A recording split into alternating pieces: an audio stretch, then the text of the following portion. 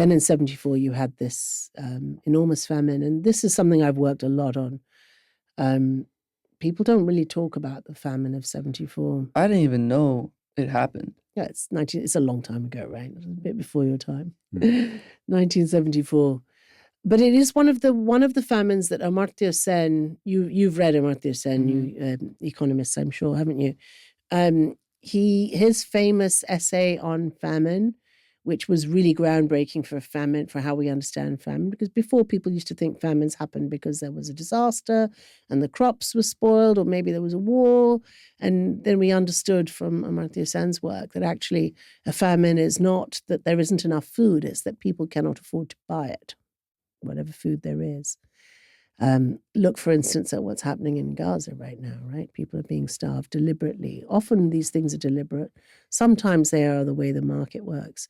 In 74 in Bangladesh, so it was a very poor country in those days, really, really poor. A lot of the agriculture and the infrastructure were just devastated after the war. In 74, there were massive floods. Again, very, very exposed ecologically. This country is still very, very exposed. Massive floods, and they wiped out some of the crops. But in particular, what the floods of 74 did, they meant that there was no wage labor available. So a lot of the poorest people were landless farmers. Like, they had no land of their own. They would work on people's, they would do very low paid wage labor. But there was no work to do, so they weren't getting paid. So there was some rice, but there wasn't enough of it. And so prices went very high. People left their homes. And the Bangladesh government was broke. They'd been trying out all this socialist stuff. It hadn't worked out for them. There was the 1973, 1974 OPEC oil price crisis. Oil prices shot up, which meant food prices shot up. So terrible timing. It was really, the whole thing was absolute catastrophe. When I read the list of things that happened, I'm like, oh my God, it was just. And the Bangladesh government went to, it was Henry Kissinger and no, was Nixon in power at that point? No, it was Gerald Ford by this point, and asked them. Initially, it was Richard Nixon, and then later, when he was toppled, it was Gerald Ford, I think, and asked them for food aid. America was the food aid provider in those days. It still is, I think, one of the major food aid providers. And food aid, U.S. food aid, as you know, was not necessarily just to help poor people. It was to help American farmers find markets, because they'd industrialized their food system. They had so much food they couldn't sell in the US, so they had to find markets for it. It's one of the reasons why they set up the World Food Program. In 74, they had rather less food aid than they usually had because of the OPEC oil price crisis. And they decided that they wouldn't send the food to Bangladesh. And they knew that they were starving. They knew they were going to die in their millions. 1.5 million people died in the end.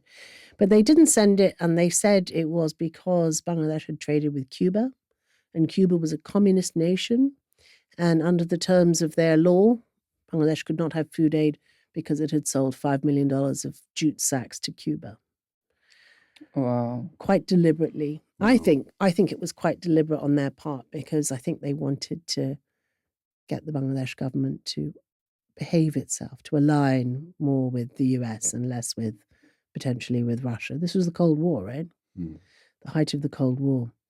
And, eventually that is what Bangladesh did. They stopped trying this socialist stuff, and they agreed to a bunch of economic reforms. They devalued the currency.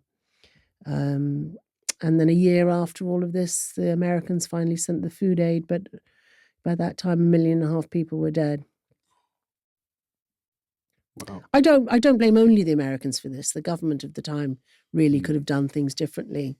They were feeding a lot of middle-class people with the food aid that they did have, because they were scared that middle-class people were going to revolt if they didn't, because food prices were high, echoes of 2024 or the other way around.